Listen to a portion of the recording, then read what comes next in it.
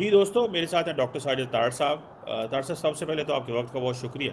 My pleasure, Chicken sir. Thank you so much for having me. तार साहब, काफ़ी दिन के बाद आज आपसे बात हो रही है और काफ़ी डेवलपमेंट्स हैं।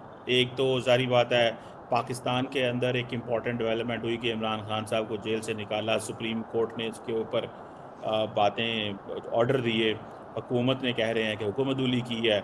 दूसरी तरफ ट्रंप साहब जो हैं वो शायद दोबारा पाकिस्तान की आर्मी चीफ को इन्वॉल्व करना चाहते हैं। आर्मी चीफ कल ईरान जा रहे हैं, ईरानी फॉरेन ऑफिस ने ये कहा है। तीसरा, इंडिया की तरफ हम देखें तो इंडियंस कहते हैं कि हमें ये मक्का पैक्ट जो हुआ है, इन्होंने पहले क्या कर लिया जो सऊदी अरब पे हमला हुआ था। चौथा, बांग्लादेश ने भी कहा है कि वो भी शायद इसके अंदर ज्वाइन कर सकें। इस हद तक कि ये भी बातें हो रही हैं कि और मुल्कों को भी इसमें जो है वो इन्वॉल्व किया जाए। आप कैसे देखते हैं इन डेवलपमेंट्स को? और अमेरिका और ईरान किसी कंक्लूजन पे नहीं पहुंच पा रहे, सिचुएशन उस तरह जिस तरह बननी थी वो नहीं बन पा रही। तो what do you make of these developments तार साहब? चीमा साहब, मैं अर्ज करना चाहूँगा कि पिछले तकरीबन जब लास्ट टाइम हमने ब्लॉग किया उसके बाद चीज़ें चेंज क्या हुई हैं। चीमा साहब, एक तो सीरिया के फॉरेन मिनिस्टर सैयद आसम मुनीर साहब से मुलाकात हुई। उसके बाद चीमा साहब, प्रेसिडेंट ट्रंप जो हैं वो नॉर्थ कोरियन लीडर से मिलना चाहते थे। वो ना सिर्फ वो मिले नहीं हैं, उन्होंने 10 मिसाइलों की सलामी भी दे दी। साथ ही प्रेसिडेंट शी का दौरा अगले चंद महीनों में होने वाला है, उसकी तैयारियां भी हैं। तीसरी सबसे बड़ी बात है, अगर देखा जाए तो ईरान के ऊपर इस वक्त सिर्फ और सिर्फ एक पॉलिसी इकोनॉमिक सैंक्शंस के ऊपर जो है रिलाई किया जा रहा है। अमेरिका समझ चुका है कि ये जंग जो है, ये इकोनॉमिक जो सैंक्शंस हैं उसके जरिए ही ईरान को टेबल पे लाया जा सकता है। लेकिन साथ उसके ईरान ने उसका बड़ा सख्त जवाब दिया।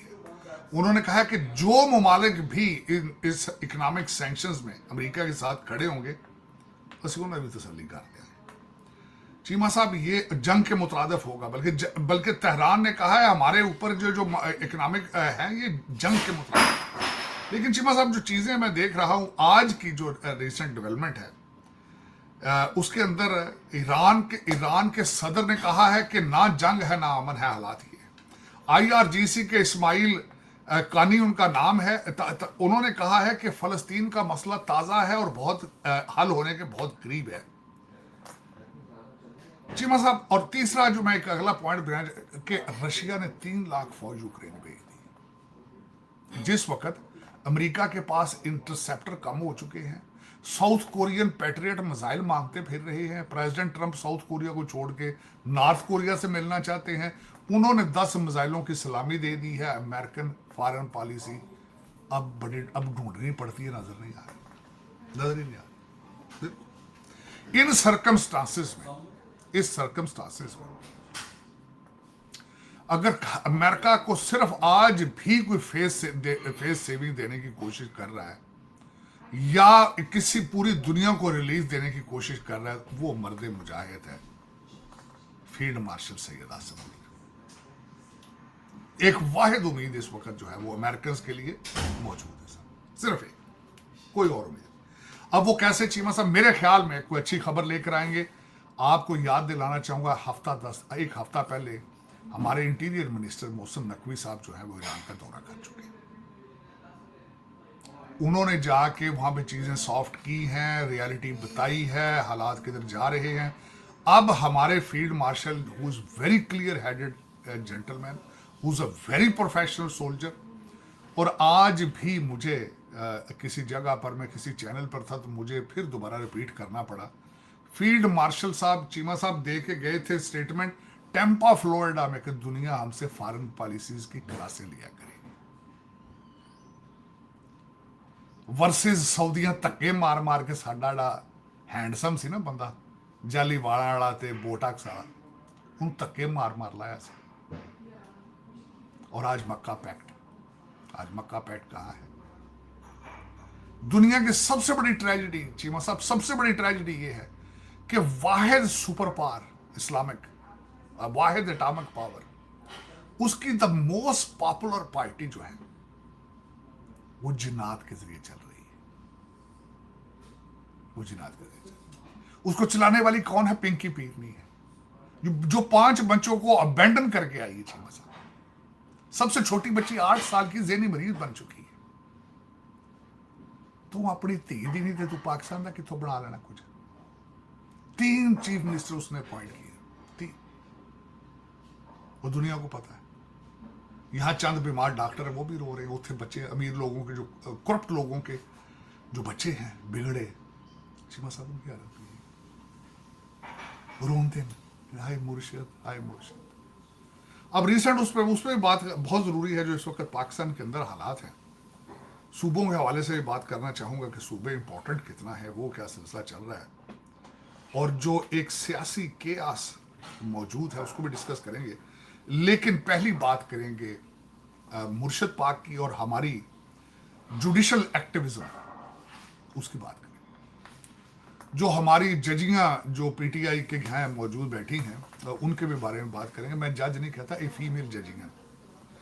इन जजियों ने क्या किया है, कहते अल शफा लै जाओ। ओ यार, तुसी यार, यू आर जुडिशल ऑफिसर्स।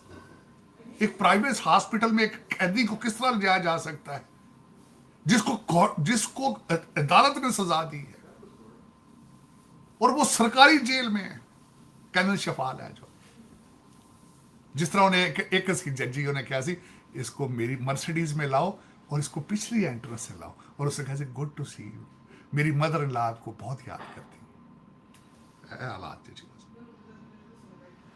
वो जी एक जजी ने कहता है किसी ने, कहने अल शफा ले जाए, फौरन कहते मेरा नाम ले उनको, अस्सलाम वालेकुम। चीमा साहब उठे, वो गया लैके उन्हें शफा का डॉक्टर तो बुला लिया उठे, तो डॉक्टर भैन सक्की जी आप डॉक्टर है, वो बोर्ड शामिल है। उन्हें बाहर निकल के क्या होता, ब्लड प्रैशर 120/80 होता ब्लड प्रैशर। मैं आप किया, मैनुअल भी किया, दूजा भी किया 120/180। उन्हें क्या सारी दिहाड़ी बटेरे खांदा, देसी कुकड़ 1300 बैठका मारदा, होरे चो की लेना जे, ते बाबा 75 साल का। ਉਹਦੀ ਭੈਣ ਨੇ ਕਿਹਾ, ਉਹਦੀ ਸੱਕੀ ਭੈਣ ਨੇ ਕਿਹਾ, ਉਹਨੇ ਕਿਹਾ 300 ਬੈਠਕਾਂ ਰੋਜ਼ ਮਾਰਦਾ, ਚੀਆ ਸੀਡ, ਬੀਟ रूट सारे वारदात अंदर करदा। मालिशीए 2 ਦਿੱਤੇ ਨੇ, 2 मालिशीए ने ਉਹਦੇ ਪੁੱਛਿਆ ਸਰ, ਹੋਰ ਪਤਾ ਨਹੀਂ ਕੌਮ ਇਹਦੇ ਤੋਂ ਕੀ ਲੈਣਾ ਚਾਹੁੰਦੀ, ਕੁਸ਼ਤੀ ਕਰਾਣੀ ਜੇ ਦੇਖੋ ਹੈ। ਇਹ ਭੋਲੂ ਭਲਵਾਨ ਹੈ, ਕੀ ਕਰਨਾ, 75 ਸਾਲ ਦਾ ਬਾਬਾ ਹੈ ਯਾਰ। ਜੇ ਸਿਰ ਤੋਂ 4 ਵਾਰ ਉਹਦੇ ਝੜ ਗਏ ਨੇ, ਬੋਟਾਕਸ ਨਹੀਂ ਲੱਗੇ ਉਹਨੂੰ 2 ਸਾਲ, 1.5 2 ਸਾਲ, ਤੇ ਰੱਬ ਦਾ ਵਾਸਤਾ ਜਦੋਂ ਰਹਿਣ ਤੇ ਇੰਜੋਇੰਗ ਲਾਈਫ। ਅੰਦਰ ਨਾਲ ਮੈਡਮ ਪਿੰਕੀ ਪੀਰ ਨੇ ਹਰ ਹਫਤੇ ਮਿਲਦੀ, चल उसने कहा, चीमा साहब उसने कहा भरा मेरा बिल्कुल ठीक ठाक है और हमें डॉक्टरों की कोई जरूरत। किसी ने अगले दिन पूछा, उसने कहा इसको अस्पताल क्यों लेके जा रहे हो भाई? उसने कहा जी इसको बीमार करने के लिए अस्पताल लेके जा रहे हैं, वैसे उसे सेहतमंद। लेकिन चीमा साहब उसमें अब क्या हुआ है, भैन एक गई अंदर, उन्हें ना एक जो हमारी बाजी नूरीन है, उन्होंने मैसेज दिया है, खान साहब ने वार्निंग भेजी है, जो बच्चा पिक किया था उन्होंने बेबी सी है, उन्हें कहते आखिरी चांस है, सूबा बंद कर, अग्गा लाओ अग्गा, उनका डेड लाशा चाहिए ना। ये अंदर से मैसेज आया चीमा साहब। उन्होंने कहा है कि माओ के बच्चे मरवाओ, मुझे यहां से निकालो, मेरे गिलास खराब ने, मैं सारा दिन दीवारों से बातें करता हूं, कर्नलों के साथ जो है वो कर। ये अंदर से स्टेटमेंट आ चुकी है। मैडम नूरीन ने अफरीदी भाईजान को कहा है कि सड़कों के ऊपर निकलो, चाहे अफगानिस्तान से अफगानी मंगाओ किराए पे, चाहे जो मर्जी करो, आग लगा के रख। ये इनकी दूसरी तरफ से स्टेटमेंट है। मेरे भाईजान एक बरतानिया में बैठे हैं, जो उन्होंने भी प्रेस कॉन्फ्रेंस कर। अब पॉलिसी ये कहते हैं कि आपने आर्मी चीफ साहब के खिलाफ नहीं बोलना, बोलना है सिर्फ अपने सियासी अपोनेंट्स में। अब ये पॉलिसी शिफ्ट की, ये शिफ्ट की। फिर तौहीन अदालत, कहते जी अल शफा लेकर नहीं गए तो तौहीन अदालत गए। वो कहते असं तौहीन अदालत करन, तुसीं प्रेस कॉन्फ्रेंस का वादा किया सी, तुसीं प्रेस कॉन्फ्रेंस क्यों कर ली? अब ये सूरत हाल है पाकिस्तान के अंदर।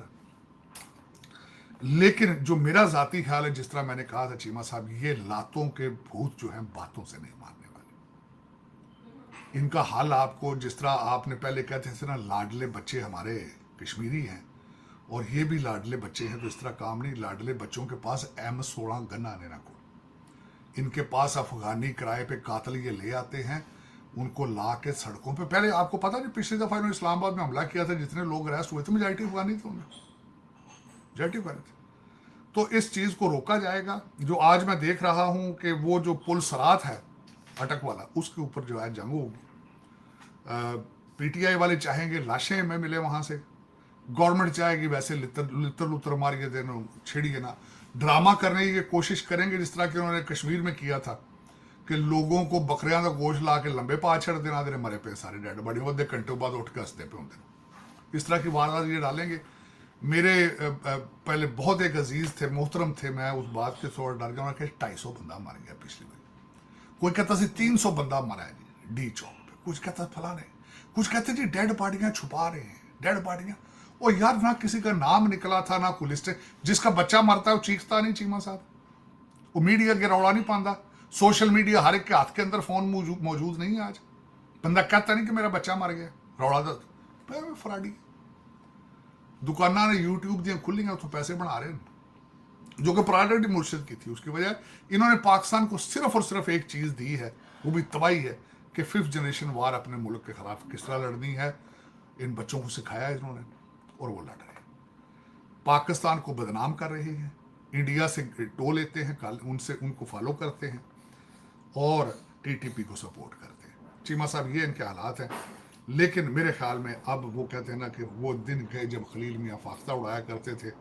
हमारे आर्मी चीफ साहब, हमारे प्राइम मिनिस्टर साहब, इनका चेंजेस आएंगी थोड़ी बहुत। सूबों के हवाले से मैं बात करना चाहूँगा, जो पाकिस्तान के नेशनल इंटरेस्ट में 2 चीज़ें जो मुझे पता चली हैं कि गिलगित बिल्तिस्तान को भी सूबे का स्टेटस दिया जाएगा, और उसके बाद दूसरी बात है कि क्वेटा में खासकर जो एक नया सूबा बनाया जाएगा, वहाँ से वो जो क्वेटा है दैट्स वेरी इंपॉर्टेंट, वहाँ पे पैसे जाएंगे। उसके बाद ये है कि डेवलपमेंट होगी चीमा साहब। तो ये अच्छी चीज़ें हैं। गिलगित बिल्तिस्तान को सूबे का जो है मेरे ख्याल में स्टेटस देना पाकिस्तान के लिए नेशनल इंटरेस्ट में वो चीज़ें। लेकिन आज चीमा साहब, जिस तरह मैंने आपको कहा है कि हमारे आर्मी चीफ साहब मंडे को दुनिया को फिर एक दफ़ा रेस्क्यू करने की कोशिश कर रहे हैं और वो करेंगे।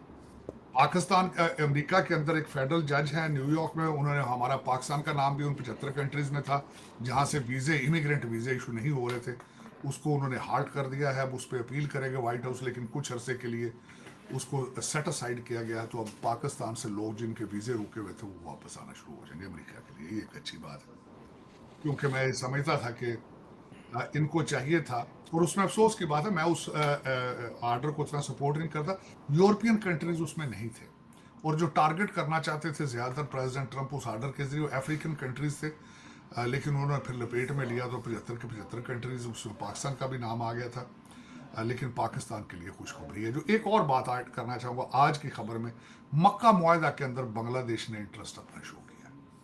दूसरी बात है बांग्लादेश की तरफ से कि तारिक रहमान जो है उन्होंने भारत जाने से इनकार कर दिया। और चीमा साहब, इसके बारे में जो मैं कुछ अपनी इंफॉर्मेशन देख रहा था, पाकिस्तान अभी भी बांग्लादेश के साथ बहुत केयरफुली चल रहा है, चलना भी ऐसी चाहिए, क्योंकि इंटरनेशनल जो एनालिसिस, जो लोग बड़े बड़े जो एनालिस्ट हैं वो एनालाइज करते हैं कि economic dependence of Bangladesh on India और पॉलिटिकल जो उनका इन्फ्लुएंस है इन बांग्लादेश इन इंडिया, वो इतना छोटा नहीं है कि उसको अंडर एस्टिमेट किया जा सके। अभी टाइम लगेगा बांग्लादेश को उस चीज़ों से रिकवर करने के लिए, क्योंकि वजह ये है जब से बांग्लादेश बना था भारत उसको अपना सूबा ही समझता था, तो उस चीज़ से निकलने में टाइम लगेगा। लेकिन पाकिस्तान जो मैं समझ रहा हूँ, मक्का मुआहदा का तो मुझे नहीं पता कि शायद उसमें बांग्लादेश आ पाएगा या नहीं आ पाएगा, क्योंकि मिस्र देखें अभी तक क्यों नहीं है, क्योंकि इजराइल के साथ उनके रिलेशनशिप है, इस वजह से उसको वहाँ पे इतनी ज़्यादा। लेकिन तार साहब, आपको नहीं लगता अगर बांग्लादेश इसमें आ जाता है तो ये तो इंडिया की इनसर्कलमेंट हो जाएगी, एक तरफ पाकिस्तान, दूसरी तरफ बांग्लादेश, उधर से चाइना, वो भी हॉस्टाइल, तो इंडिया तो चारों तरफ से घेरा गया। तो आप इसको कैसे देखते हैं? आपको लगता है बांग्लादेश इस तरह का फैसला कर पाएगा? चीमा साहब देखें, अब इंडिया पहले भी घिरा हुआ है, पहले भी घिरा हुआ है चीमा साहब, वो तो विश्व गुरु है ना। और इसमें बताना चाहूँगा, कल मुझे पता चला कि मेरे भारतीय दोस्त ने कल एक मुझे बताया मंदिर बन चुका है, हमारे विश्व गुरु का नाम का एक मंदिर बन चुका है, और वहाँ पे इबादत शुरू हो चुकी है उसके नाम की। मैं वो नाम भूल गया उस इबादत का, हिंदू वो पूरा प्रोसीजर है, वो सारे बैठ के घंटियां बजा रहे हैं और वो कुत्ते हार पे है, वो अपना विश्व गुरु दे तो कहते रब दा तो रब ते ये डेवलपिंग कंट्रीज का इशू सानू पिंकियां पीरनियां मार गईयां भावें वो ड्रग डीलर होना या जेल च होण ते उधरों आंदे ने रब लै तार साहब वो आज वो 20-22 इंडियन क्रिकेट कैप्टन जो हैं दुनिया के, जिसमें इंडियन भी हैं और दुनिया, उन्होंने फिर लेटर लिख दिया शहबाज शरीफ को कि इमरान खान को एक्सेस टू हेल्थ दी जाए। Cricket captain. हाँ तो क्या उसका वो फर्क पड़ता है बस, वो फर्क पड़ क्रिकेट कैप्टन अगर करप्ट हो, अगर क्रिकेट कैप्टन को क्राइम करे तो वो सिर्फ कैप्टन होने वाले तो लीव देते जा उनके लिए, तेरे को खुला लजम से यार तू जा उड़ गया, तू लुट है, तू उस मुल्क का सत्यानाश कर। अगर क्रिकेट कैप्टन तू 6 महीने बालां सोहनियां सट लिया, तेरे वाल सोहने सन ते असीं हुण मुल्क ही तबाह करा लिए है जी। पता नहीं ये झल्ले हो गए ने ਜਿਹੜੇ ਲੈਟਰ ਲਿਖਣ ਲੱਗੇ, ਇਹਨਾਂ ਲੈਟਰਾਂ ਦਾ ਕੀ फर्क बनता है, दुनिया लिखती रहती। चीमा साहब जिसने जुर्म किया है वो जेल को बिलोंग करता है, इस बंदे ने इस मुल्क के इन्हें धज्जियां उड़ा के रख दी। चीमा साहब कहता था 200 बंदों की टीम है, मैं लेकर आऊंगा, एक वो बच्चा से और कपड़े पाड़ना सी, मैं 200 बिलियन इधर से लाऊंगी उधर फेंक दूंगी, उधर से लाएगा मारूंगी मैं, लाएगा। वर्ल्ड बैंक के मुंह पे मारूंगी, IMF को मारूंगी। वो नाम लो यार, लेकिन इतना ताकतवर जरूर है आज भी। चीमा साहब ये गौर फरमाए, आज भी वो बच्चा इतना ताकतवर है कि उसने एक दूसरे बच्चे को CM बनवा दिया है, एक वाहिद सूबे का, एक रुके पे उसका एक इतना पावरफुल बंदा है। चीमा साहब उस बंदे के हालात देखें, इसने पाकिस्तान के साथ क्या किया। उस बंदे में वजीर मुआसलात है, चाइना ने वीजा ही नहीं दिया जितना जितना सा वो मिनिस्टर है, चाइना ने वीजा नहीं दिया CPEC की वजह, CPEC बड़ा नहीं देता ना मुल्क इनको। फिर उनको क्रिटिसाइज करता था। लेकिन वो बच्चा आज भी कितना ताकतवर है, छुपा बैठा है उसी सूबे के अंदर, पुलिस प्रोटेक्ट करती है, सारे प्रोटेक्ट करते हैं, उसने एक रुके पे नाम लिख के भेजा, उन्हें क्या रुका कड़े चो निकले है, ये एक 25 साल का नौजवान है, इसको अगला चीफ मिनिस्टर बन गया, इतना ताकतवर इंसान है। चीमा साहब इन बच्चों से बचें, इन बच्चों से बचें। अगली दफा हो सकता है हमारे कप्तान साहब आए और अपनी कैबिनेट जो है वो सारी 20-20 साल के बच्चे बनाए, ये भी हो पॉसिबल, क्योंकि कहा जाता है, कहते हैं जी नौजवानों की ये नौजवानों की पार्टी है, वो 75 साल का बाबा है, आप उन्होंने नौजवान बनाए हैं। चलो चीमा साहब, लेकिन इस वक्त दुनिया के बदलते हालात हैं, और जो इस वक्त लग रहा है, जो मैं देख रहा हूँ GCC कंट्रीज की तरफ से एक और खबर भी आई है चीमा साहब, कि ईरान के साथ वो उनको फीस देने पे भी तैयार है और डायरेक्ट डायलिंग कर रहे हैं ईरान के साथ। यू नेवर नो कि बड़ी जल्दी वहाँ पे ईरान के साथ डील करके GCC कंट्री में अपना तेल वहाँ से निकालना शुरू कर। तो वो तो GCC की वो तो ठीक है। वो कल अगले दिन मैंने देखा कि पाकिस्तान की कौमी असम्बली के जो स्पीकर हैं असद कैसर साहब रहे हैं, उन्होंने कहा हम UAE में मैं गया था तो उधर हम फ़्लाइट का कोई मसला हो गया तो हमारे साथ बड़ा बुरा ट्रीट किया गया, और इंडियन और अमेरिकन को बहुत ज़्यादा वहाँ पे दी गई स्पेस दी गई। तो तार साहब ये इस पे आप क्या कहेंगे? ये एक छोटा सा मैं क्लिप भी चला देता हूँ कि ख़ास तौर पे हमारा उसके साथ जो ताल्लुकात है और हमारी ख्वाहिश है कि उसके साथ हमारे ताल्लुकात मज़ीद बढ़े, क्योंकि UAE की तरक्की में पाकिस्तानी कौम का एक बहुत बड़ा कंट्रीब्यूशन है। लेकिन मैं चूँकि खुद ट्रेवल कर रहा था जब बाहर, तो उसी दिन जिस दिन अटैक हुआ तो फिर सारी जो फ्लाइट थी वो कैंसिल हो गई। वहाँ जो रवैया रखा गया वो बहुत ही नामुनासिब था, यानी अनाउंसमेंट हो रही थी कि सिर्फ इंडिया और अमेरिका पासपोर्ट होल्डर, यानी मैंने खुद, मेरे साथ कुछ पाकिस्तानी थी तो उसने कहा कि यार तलाल साहब ये बड़ी इम्पोर्टेंट एक चीज़, ये जो तो तार साहब ये सिचुएशन डेवलप हुई है, इस पे क्या कहेंगे? ये कह रहे हैं जी कि इंडियन पासपोर्ट्स को वैल्यू दी गई, हमें वैल्यू नहीं दी गई। नहीं चीमा साहब देखिए, 2-4 चीजें उसमें, ये फॉरेन पॉलिसी का एक फैक्टर है। आप फॉरेन पॉलिसी को देखें, इस वक्त जो ब्लॉक हैं, आप किस ब्लॉक में हैं, वो किस ब्लॉक में है, और तीसरी एक सबसे बड़ी बात देखें कि हमारे पाकिस्तानियों का रोल जहाँ जाते हैं, डायस्पोरा का क्या रोल है, आप कितनी इन्वेस्टमेंट करके डायस्पोरा को बाहर भेजते हैं, कितनी तालीम दे के उनको भेजते हैं, आप इनको ब्लेम नहीं कर सकते। पाकिस्तानी पासपोर्ट की अमेरिका के अंदर कितनी इज्जत है, आप खुद देख लें। चीमा साहब आप ये देखें कि इस वक्त आपके पासपोर्ट की वैल्यू नीचे से देखें, अफगानिस्तान से 2 स्टेप ही ऊपर होंगे आप, और कहाँ पे आप? ये तो फिर आप अपने देखें ना, अपने एटीट्यूड और बिहेवियर को तवज्जो दें। आप उसकी बात करें चीमा साहब, अगले दिन स्कॉटलैंड और इधर यूरोप में आपकी टीम गई स्पोर्ट्स, वर्दी टीम वापस ही नहीं आई। हो तो बाक्सर नहीं आया और कहीं नहीं आया, खबर में मैं नोट किया हुआ था कि कौन, बल्कि मेरे पास नाम मौजूद है जो आए नहीं वापस, उनको ढूंढते फिरते हैं। चीमा साहब कनाडा में आपकी पीआईए की फ्लाइट आती, अद्धा क्रू जो थोड़ा जिंदा नास जिंदा है तो आपकी एयर होस्टेस भाग जाती, पता नहीं पायलट वापस किस तरह आ जाते, मैं तो ये पता नहीं कोई हालात नहीं उत्थे रोज खड़ा अच्छे मेरे बैग ने थे ਉਹਦੇ ਚ ਉਹਨਾਂ ਦਾ कसूर ਤੁਹਾਡਾ ਆਪਣਾ ला इन्फोर्समेंट। आप चीमा साहब मुझे नहीं, मैं एक और चीमा साहब, मैं असल कैसर साहब की बात से एग्री करता हूँ। आप किसी वक्त तशरीफ ले जाएं उमरा करने के लिए, हर गेट के ऊपर हरम शरीफ और मस्जिद नबी के बाहर 40-40 पाकिस्तानी मंगदर पे तो आप उसका क्या करेंगे? चीमा साहब आप कंट्रीज को नहीं आप रोक सकते, आप दर हकीकत आपको नेशन बिल्डिंग, मैंने आपको चीखता हूं चीमा साहब, प्राइड इन पाकिस्तान कोई नहीं, प्राइड इन पाकिस्तान। आपको नेशनलिज्म की जरूरत है कि थोड़ा सस्ता ला बजाए तो 5-7 माना लैके बंदियां च वंडो। वो आपकी बात तो सही है तार साहब कि नेशनलिज्म अब कहाँ से मिलेगी, वो तो जारी बात है, ये तो कौमें वो एक आपको डेवलप करना पड़ता है, बताना पड़ता है, और आप गरीब होंगे, कमज़ोर होंगे तो कहाँ से आप नेशनलिज्म जो है वो जो है उसको बिल्ड कर सकते हैं, और किस तरह चीज़ें जो हैं वो आगे चलेंगी। तार साहब आपको क्या लगता है कि वो जो अब इंडियंस ने दोबारा फिर ये शोर डालना शुरू कर दिया जी, मक्का पैक्ट ने क्या कर लिया था, कहते जयशंकर कागजी साहब कहते ने, नहीं, इसका उन्होंने ट्रांसलेट किया था कागजी, कहते मौत है वो कहते हैं ये तो अभी सऊदी अरब पे हमले हुए हैं तो क्या पाकिस्तान ने क्या कर लिया, तो तार साहब हमने इसको देखे वो तो कहते हैं चीमा ये तो साहब, चीज़ ही कोई नहीं है, क्या कहते हैं आप? चीमा साहब उसके अंदर इन्हें पता होना चाहिए कि जब कोई दहशतगर्द ग्रुप हमला करेगा तो कंट्रीज उसमें नहीं जाएंगे उसके साथ। अगर कोई कंट्री उनके ऊपर हमला करता है तो तब वो जाएंगे, और इस वक्त Pakistani forces are on the Yemen border और दे हेल्पिंग देम। अब होतीज के खिलाफ जो आपकी प्रॉक्सीज है उनके खिलाफ ये इसका इतलाक ही नहीं होता, इसका इतलाक ही नहीं, इसका इतलाक होता है सिर्फ अगर कंट्रीज आएंगे तो उस पर कंट्रीज रिटेलिएट करेंगे, प्रॉक्सीज के खिलाफ नहीं है। तो जब भी अभी तो होतीज करते हैं या आगे पीछे करते हैं, ईरान डायरेक्टली सऊदी अरेबिया की तरफ गया, यमन डायरेक्टली और सऊदी अरेबिया की तरफ गया, तो पाकिस्तान डिफेंड करेगा absolutely, no question about it.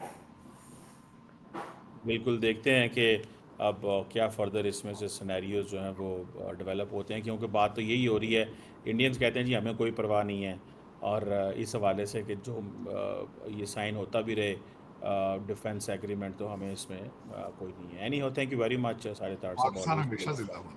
Thank you.